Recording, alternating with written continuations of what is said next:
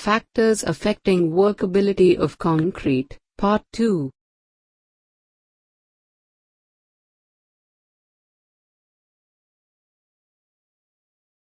Size of aggregate. The bigger the size of the aggregate, the lesser is the surface area.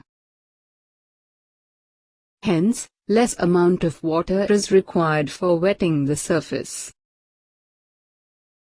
Thus, less paste is required for lubricating the concrete surface to reduce internal friction. Thus, we can say that the bigger size of aggregates will give higher workability. Reduction in size of aggregates will reduce the workability.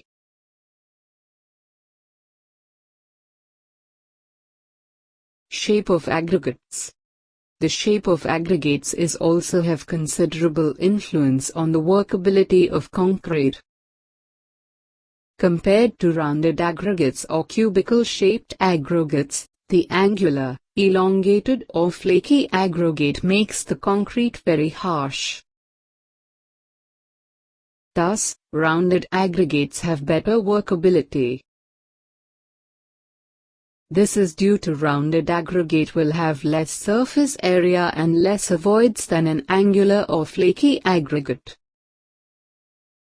In addition, rounded aggregate has the reduced frictional resistance. This is a reason why river sand and aggregate provide greater workability of concrete than crushed sand and aggregate.